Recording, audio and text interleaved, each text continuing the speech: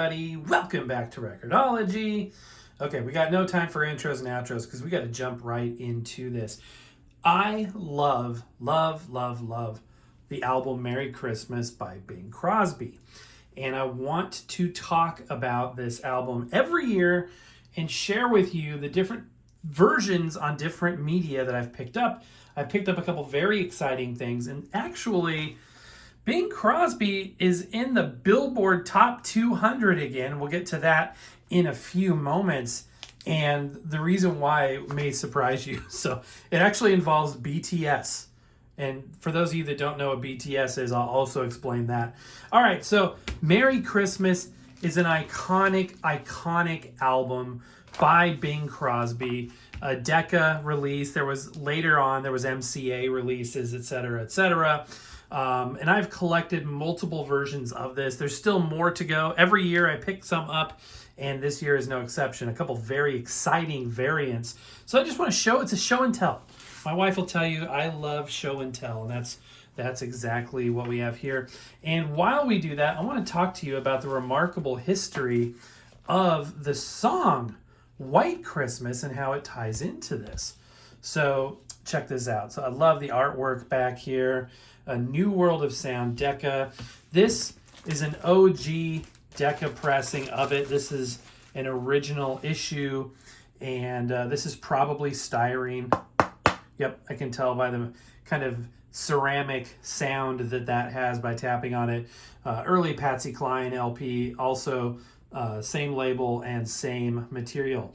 That being said, it still sounds really, really good, and it's fun to pick that up. Most versions of this are not going to be this version. This is a rarer one. Although this album, if you want to get one, you can get one, and that's great. But I'll tell you why you can definitely get one here in a minute as well.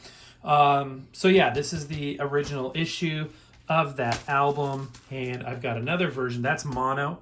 That's the desirable mono version. This one has a very similar label, or cover, I should say. It's in not quite as good condition here, but you can see some differences. Like the DL8128 is up in that corner, and that's one that's on the bottom corner.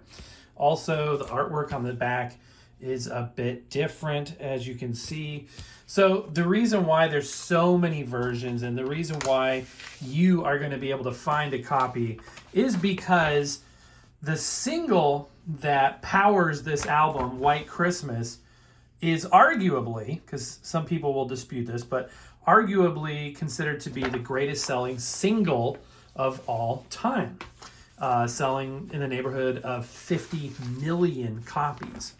And if you take into consideration, and that's physical, it's like number one in a very specific way. It's like physical copies sold of a single. It's the tops at 50 million.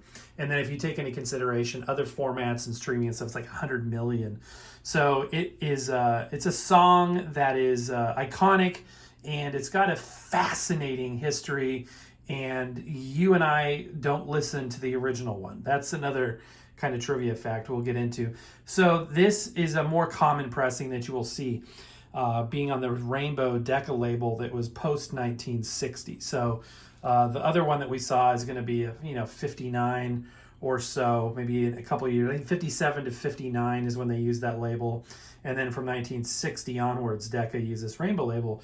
However, this is still the mono. Decca's mono moniker was long play 33. It would have said stereophonic up there if it was a stereo version. And I would recommend going for the mono, because the stereo version is reprocessed stereo. I had a copy of that, and I gifted it to a friend. Okay, let's go back in time a bit. Those are the most common versions that you are going to see out there. However, the story of Merry Christmas and Bing Crosby and White Christmas goes back to 1941. The song was written by Irving Berlin, and it's special for many, many reasons, but it was the first secular hit Christmas song. The first secular hit Christmas song, and one that was written by a Jewish immigrant. It went on to become just a massive, massive success, due in no small part to this man right here, Bing Crosby, who sang it in the 1942 movie Holiday Inn. Sort of gives me a chance to keep a little promise I made to myself. I said I was going to sing this song at the end tonight. I'm dreaming. But he actually debuted the song before that on Christmas Day, December 25th, 1941, on a radio program. That's the very first time that Bing Crosby sang the song White Christmas. I'm dreaming of a white Christmas. But the very first album version is not this version I'm sharing with you. This is an early version, but the very first appearance of White Christmas in record form would have been, and I think, a 4-disc set to the soundtrack of Holiday Inn, the 1942 movie, which is kind of the movie White Christmas 1954 is a bit of a remake of Holiday Inn. They're similar. It's not an exact remake, but it is similar. They reused even some of the sets. The main sort of cabin lodge set was reused, and it's really interesting. The original movie was in black and white. The 1942 Holiday Inn movie was black and white, so they didn't paint full color sets. The sets were black and white as well. It's cheaper to paint it black and white. So you'll notice that the set, which was reused for White Christmas, has not a lot of color on the interior, and that is why. So anyway, this song just exploded, and Bing Crosby recorded the commercial version in 1942, and it just went like bananas. Not at first, it had a slow start, but after a couple of years, it went crazy, and everybody wanted Bing Crosby to sing White Christmas, and that became very closely associated with him, and eventually resulted in the albums and things that we're seeing today. But not before a massive, massive disaster happened, and that is that the master pressing of the 1942 White Christmas recording was destroyed. It was literally worked to death. It was overused, and they couldn't use it anymore. And so there was no viable copies that could be used to press records for commercial distribution anymore. So by 1947, Bing Crosby got back into the studio to re-record White Christmas. That's right. In 1947, they got together the John Scott Trotter Orchestra, the Darby Singers. They got everything in the same studio. Radio Recorders, which was considered the best sounding recording studio in all of Los Angeles. So a lot of artists recorded there. So they got into the best studio with one of the best orchestras, the original arrangements, etc., and re-recorded White Christmas. So the 1947 one picked up where the other one left off, and almost everything that is out there now is actually the 1947 recording, not the 1942 recording. So let me show you a little bit of a difference. So here is the 1942 recording.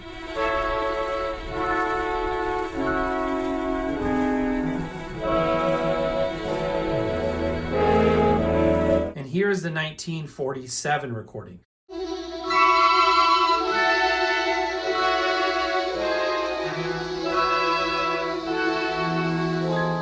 There are slight differences, albeit subtle. So mostly in the instrumental, the voice inflection is obviously a little bit different as well. But yeah, and obviously for Decca Records. So even though these look super old and you're like, wow, those must be the 1942. No, these are both the 1947. Obviously we've got a Merry Christmas album here. This was expanded upon in later years with the addition of other tracks. We already looked at the 12-inch versions. This is a cool 10-inch version. I think I omitted this by mistake from my last video on this subject, but these 10-inch LPs are cool, and you can sort of see from a size perspective that it truly is smaller than the 12-inch. Let's take a look at this pressing. This is a Micro Groove 33 RPM 10-inch vinyl record, or vinylite. Actually, yep, that's vinyl. That is not styrene. So there is Merry Christmas, the 10-inch version. I love this stuff. I just love it. It's fun to collect, to pick a couple of different subjects, things that you like and are passionate about, and to sort of pick up multiple copies of.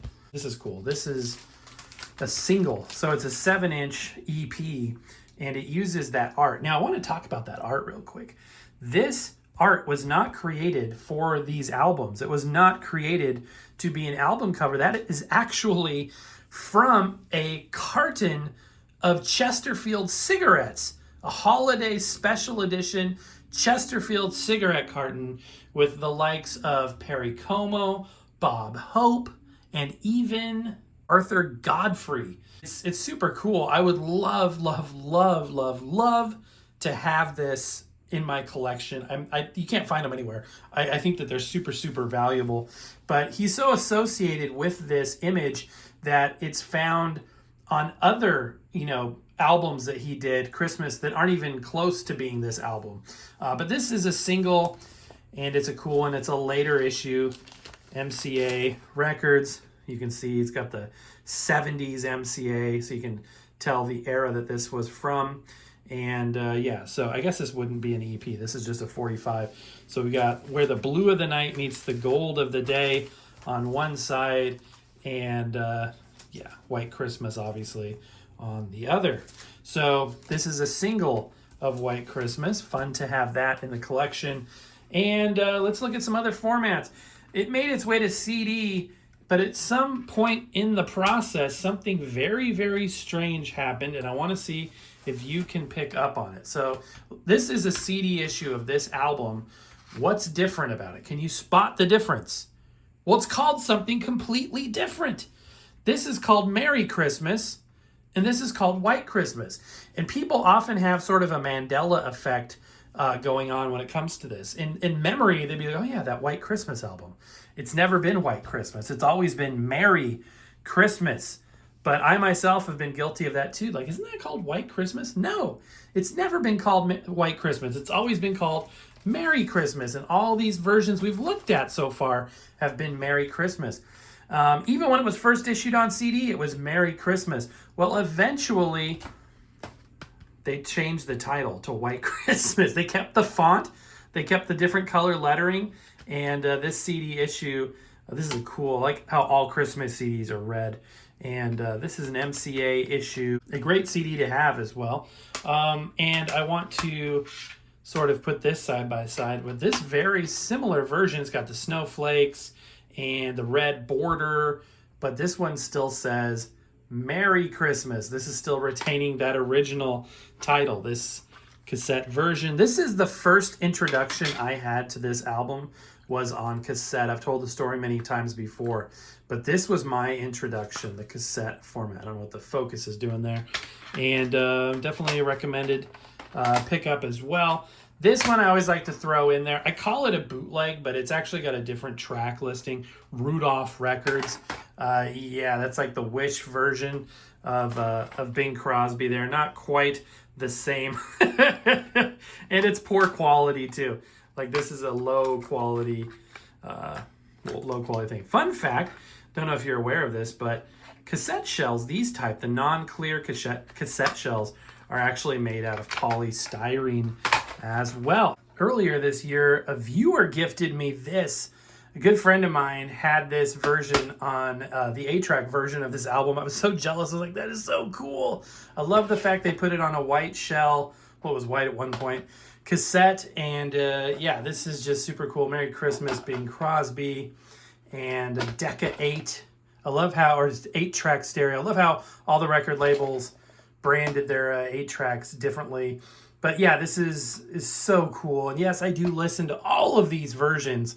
None of them are purely display only. I love this album so much. So yeah, having the 8-track, I'm running out of formats to collect on this thing, because, what else? There'd be a reel-to-reel tape version. That's got to be pricey. I think what I would like to find next might be that cigarette carton, obviously empty, but wouldn't that be cool to have that as a display piece? I've had this for almost a month now, and this is the first time that I'm introducing it to you guys. I've been really excited to do so. I found this. This is a picture disc of Merry Christmas, and I'm glad they used Merry Christmas instead of White Christmas. This is so freaking cool. I just stumbled upon this on Amazon for like 15 bucks. I'll put a link down below. At 15 bucks for this picture disc. And yeah, I know picture discs aren't as good as, regular records, et cetera, yada, yada, yada, blah, blah, blah. But it's so cool. And it's not like this is going to be my only copy. Look at that. They wisely don't try to put anything else on there except for the, we got the original Bing signature in the corner. We've got the font, although rearranged a bit. And then we've got that beautiful, really cool picture of Bing Crosby with the Santa hat from that cigarette carton. This, no surprise, is a EU issue because this is not an official localized US pressing issued by UME. This is going to be an import. So on the back, we've got the track listing. And it's got pretty much the same song set, but, shuffled up a bit. Take a look at this. Even the back, once you remove the record, has that image. So, it's a picture disc, and they chose to put the same image on both sides. Why not? That's that's what you're paying for here, is how cool it looks. Just like, I always talk about, you should play your picture discs. I absolutely, firmly believe in that still. But I will say this, it does have a slightly elevated noise floor because the construction of this is actually two pieces of paper, and between the pieces of paper is black vinyl. That's why the edges are black. So it's like a sandwich record, but the grooves don't press into that. They press into the clear layer on top. So the grooves aren't going to be as deep, and really the vinyl serves as a backboard, as it were, for the pressing. So that being said, it still sounds fine. This I've been putting on the vertical turntable, which I've got on top of my bookshelf in the Record-ology Sound Labs, and it's just a joy to watch spinning, or on a regular turntable as well. Definitely buy it and listen to it. Don't just hang it up. But it's incredible. It's 180 gram virgin vinyl pressing. It says it's got the mechanical rights license, the MCPS. You'll see that a lot on compact discs. But yeah, this was one, not the only one, so don't click off yet, but one of my two new versions of this, and it's so cool. And yeah, 15 bucks. $15. That's incredible. So things have been popping in the world of Bing Crosby this year, and I'm not joking. He's, in the news, and it's got a weird tie-in to BTS because out of the blue, seemingly, although, this stuff never really comes out of the blue, out of the blue, there's a new Bing Crosby song, and wouldn't you know it, it's White Christmas again. But what the heck is this dog on here, and who the heck is V? Those are the questions I was asking myself. This just dropped December 6th, and unfortunately, I thought I had ordered it. I waited like a week, and I was like, why isn't my copy here yet? And I realized I never actually consummated the purchase, and I had to reorder it, and it took like another week, and here we are. I wanted to do the show a lot earlier in the year, but I was unable to. So basically, this is a collab between a member of the Korean pop sensation BTS, specifically V, and Bing Crosby. V, as it turns out, is a huge Bing Crosby fan, and in addition to singing pop tunes, he is just really into like the classic American crooner Bing Crosby. So he was all about this project. This is an official release. As you can see, there's the monogram from the Bing Crosby camp down there as well, heavily promoted on both sides. This is a single. It was issued on vinyl and as a picture disc, zoetrope, as a non-zoetrope picture disc, and this is a compact disc. It was only $3, and I think that included shipping. Is a no-brainer. I know it's a single, but still. I got the pink version, and it's got a picture of Bing right there, and apparently this dog is the mascot of V. I don't know what the focus problem is tonight. Sorry about that. And it's just a cassette single. So I'm going to play a little bit of this for you. And what's really interesting is how this came to be. So apparently, it's not the same old situation where they, strip the vocals out every other verse and they go back and forth. Bing Crosby family, which endorses this and was instrumental in putting it together, found a new unreleased recording in the private collection that Bing had of him singing this song in later years, and they used that to make this record. And what they did was V of BTS recorded his part last December of 23, before he shipped out to mandatory 2-year military service. So they've been cooking this project over the last 12 months, and it has finally been released. All right, enough talking, time for some listening. I want to show you the picture disc on the vertical turntable, and I want to share with you a snippet of the new version of White Christmas duet with Bing Crosby and V. Sorry, the lighting's a little suboptimal in here, but here it is at the top of my bookcase. And yeah, the little screw-on cap thing obscures his nose. This is Data, by the way, and his cat Spot. And yeah, so without further ado, let's spin it up. Oh yeah, I have to press and hold. I love this. Oops, there goes Data. I love spinning records on this thing. It's not the best sounding record player, but it's just so darn cool. I love it. It's really, really cool. So here we go, a little bit of White Christmas. I'm